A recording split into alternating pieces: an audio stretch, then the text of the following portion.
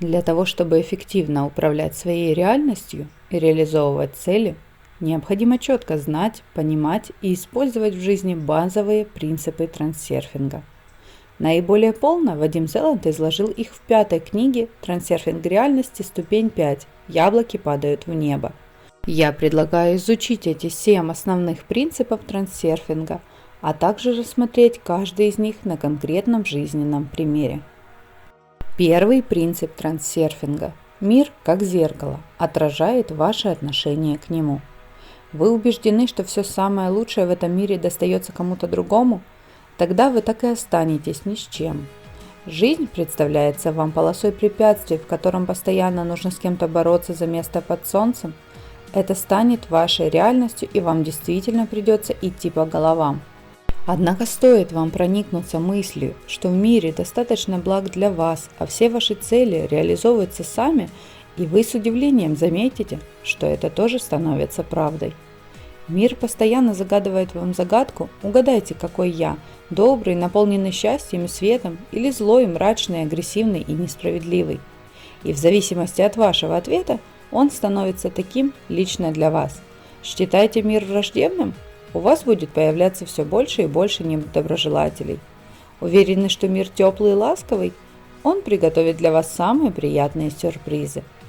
Таким образом, вы формируете слой своего мира образом своих мыслей, а мир, как зеркало, отражает ваше отношение к нему. Пример из жизни. Один студент целый месяц готовился к экзамену и зубрил конспекты. На экзамен он приходит полный страхов и тревоги, ужасно переживая. И вот ему достается самый трудный билет, который он вроде бы знает, но из-за сильного волнения отвечает очень плохо, постоянно сбиваясь с мысли. Второй студент приходит на экзамен с такой же подготовкой, но уверенный в себе, в приподнятом настроении. Улыбается преподавателю, вытягивает билет, один из самых простых, и легко его отвечает. В итоге студент получает оценку «отлично», а его товарищу ставят «удовлетворительно». На самом деле тут просто сработал первый принцип трансерфинга. Первый студент своими волнениями и страхами притянул сложный билет и не смог хорошо ответить, хотя вроде бы все знал. А второй, чудак, не ведающий о том, что все дается очень непросто, получает счастливый билет. Второй принцип трансерфинга. Отражение формируется в единстве души и разума. Если вы движетесь к цели в согласии разума и души, вам помогает сила, которую в трансерфинге называют внешним намерением. Она материализует тот сектор в пространстве вариантов, который соответствует вашему образу мыслей и воплощает вашу цель в действительность. Если же вы сильно чего-то хотите, но запрещаете себе, приводя разумные логичные доводы, или наоборот, упорно пытаетесь себя в чем-то убедить, а внутри ощущаете дискомфорт и сопротивление, то ничего не получится. Когда разум говорит об одном, а душа просит другого, образ цели получается размытым и не реализуется. А в современном мире наш разум очень часто поддается влиянию маятников и устремляется к чужим целям. Мы забываем о своих истинных желаниях и потребностях души.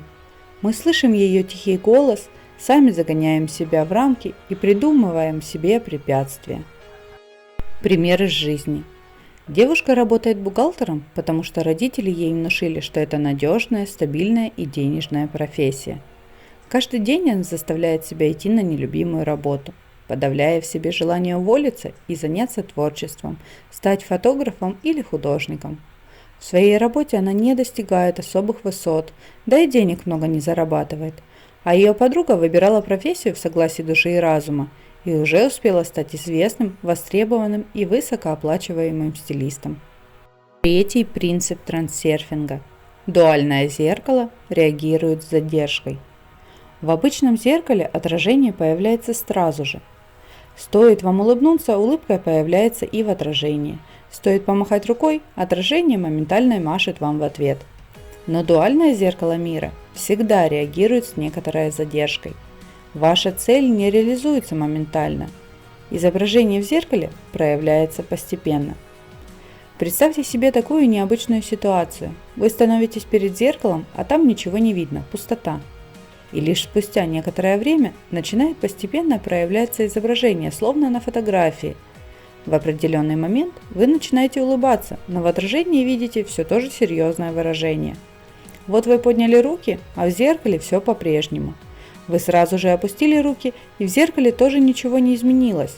Для того, чтобы увидеть себя с поднятыми руками, вам придется определенное время подержать их вверху. Точно так же работает и дуальное зеркало. Пример из жизни.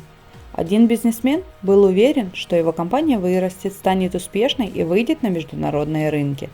Это произошло не сразу, однако его твердое внутреннее знание, решимость иметь и действовать, свободная от важности избыточных потенциалов, а также практики трансерфинга существенно ускоряли этот процесс, и его цель реализовалась. Четвертый принцип трансерфинга. Зеркало просто констатирует содержание отношения, игнорируя его направленность. Почему принято считать, что бутерброд всегда падает маслом вниз? Почему то, чего мы совсем не хотим и всеми силами стремимся избежать, все равно происходит? Почему наши самые большие страхи воплощаются в жизнь? Ответ в четвертом принципе трансерфинга. В зеркале мира отражаются и постепенно реализуются не только наши желания и цели, но и наши нежелания, страхи и разного рода неприятности, которым мы придаем чрезмерно большое значение. Зеркалу все равно, что отражать. Положительный образ или негативный, оно лишь послушно соглашается со всем, что вы в него посылаете, и отображает ваши мысли. Если вы постоянно думаете, сейчас всех сокращают, вдруг меня тоже уволят, или только не это, я не хочу болеть, я боюсь простудиться, вы значительно повышаете свои шансы на увольнение или простуду. Пример из жизни.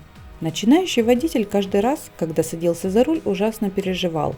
Он боялся попасть в аварию и зачастую в красках представлял себе, как сталкивается с чужим автомобилем. Мысли формы о том, что он прекрасно водит машину, работали слабо, так как их полностью перекрывали яркие образы ДТП, которые водитель невольно, но систематически прокручивал в голове. Неудивительно, что однажды его страх воплотился в реальность. Сам он не пострадал, но его новенькая машина разбита так, что восстановлению не подлежит.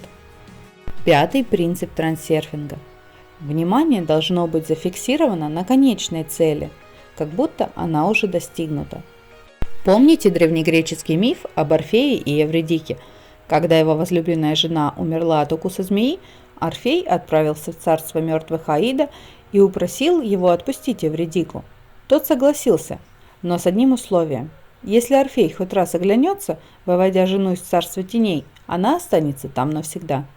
Выход из подземных владений бога мертвых уже был совсем близко, когда Орфей не выдержал и обернулся, чтобы проверить, идет ли тень любимой за ним, и потерял ее навсегда из-за своих сомнений и нетерпения. Эта же мысль спрятана в пятом принципе трансерфинга. Двигаясь к цели, следует думать о конечном результате, как будто ваше намерение уже реализовалось, и не позволять сомнениям взять верх. Не торопите события, не хватайтесь за то, чего вы хотите мертвой хваткой. Целиком и полностью сосредоточьтесь на образе, который вы посылаете в зеркало мира, образе вашей цели. Пример из жизни. Один писатель страстно мечтал сделать свою книгу известной и обрести популярность. Он поставил намерение, но двигаться к нему боялся. Он годами продумывал различные варианты и способы реализации цели. Можно поучаствовать в книжной выставке, можно запустить рекламу, можно подать заявку на конкурс, можно разослать рукопись по издательствам. Но он не решался, сомневался и вообще ничего не делал. Его внимание было зафиксировано не на конечном результате, а на сложностях, которые могут возникнуть в процессе. Прошло несколько лет, а он так и не приблизился к своей цели. Шестой принцип трансерфинга. Отпустить свою хватку и позволить миру двигаться по течению вариантов. Представьте, что вы участник квеста, в котором вы в любом случае придете к победе. Вопрос лишь в том, каким путем. Прислушивайтесь к окружающему миру, к знакам и символам, к словам случайных прохожих. Если вам что-то предлагают, не спешите отказываться. Если что-то советуют, поразмыслите над этим. Череда незначительных на первый взгляд событий может привести вас к выходу из квеста, то есть к достижению вашей цели. Отнеситесь к этому как к увлекательной игре, которая в любом случае завершится в вашу пользу. В реальном мире вы продолжаете двигаться к цели, переставлять ноги и совершать конкретные действия, но при этом вы не хватаете свой мир за горло, не требуете, не торопите, не настаиваете, просто живете и спокойно занимаетесь своим делом. Ослабьте хватку, доверьтесь Вселенной, и тогда все двери сами распахнутся перед вами. Пример из жизни. Успешный предприниматель считал, что весь бизнес держится только на нем, и стоит ему хотя бы ненадолго отойти от дел и уехать в отпуск, как все развалится. Он не спал ночами, но стремился контролировать абсолютно все рабочие процессы, следить за каждым сотрудником, перепроверять каждый отчет. Это привело его к эмоциональному выгоранию и сильному стрессу, а обороты компании начали стремительно падать. Но как только бизнесмен позволил себе отдохнуть и ослабить хватку, как с удивлением заметил, что все стало получаться легко, без борьбы и жесткого контроля, будто само по себе. Словно из ниоткуда начали появляться новые возможности и выгодные перспективы. 7-й принцип трансерфинга. Всякое отражение воспринимать как позитивное. 7-й принцип трансерфинга еще называют координацией намерения, а в техниках Тафти он известен как принцип пользы. Суть в том, чтобы каждое событие рассматривать через призму выгод, даже если на первый взгляд оно кажется негативным. Спящие люди привыкли поступать наоборот, во всем искать подвох, обман и негатив, а в каждом человеке видеть врага, завистника и конкурента, жаловаться на жизнь и готовиться к худшему. Но на самом деле, как пишет Вадим Зеланд, мир не расположен строить козни. Течение вариантов всегда движется по пути наименьшего сопротивления, потому что на негативные события и препятствия расходуется больше энергии, а пустая трата энергии не характерна для законов природы. Помните, что бы ни происходило, все идет как надо. Все хорошо, а будет еще лучше. Пусть это станет вашим девизом, и тогда ваша реальность преобразится буквально на глазах.